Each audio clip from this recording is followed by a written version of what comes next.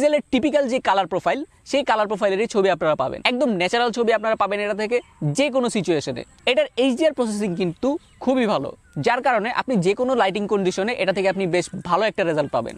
Specially skin টোনের দিক থেকে পিক্সেল 8 কিন্তু অনেক বেশি অ্যাগ্রেসিভ, একদম পুরো রিয়েল স্কিন টোন দেওয়ার চেষ্টা করে, যার কারণে ছবিগুলো মাঝে মাঝে একটু ডাল লাগে।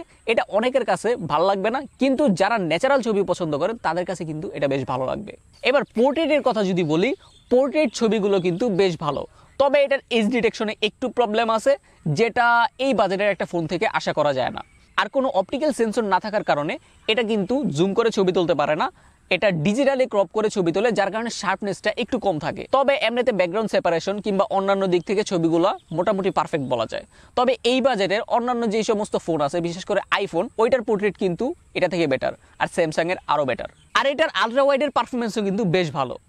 ন্যাচারাল ছবিগুলো স্পেশালি একদম পুরো বেস্ট হয়, কিন্তু মেইন ক্যামেরার তুলনায় এটার ডিটেলসটা একটু কম। এছাড়া হিউম্যানের ছবিগুলোতে এটার মধ্যেও কিন্তু কালার প্রোফাইল পুরো সেম, বিশেষ করে স্কিন টোনটা একটু অ্যাগ্রেসিভলি হ্যান্ডেল করে। তাছাড়া মোটামুটি সব দিক থেকেই এটার আলট্রা ওয়াইডটাও বেশ ভালো।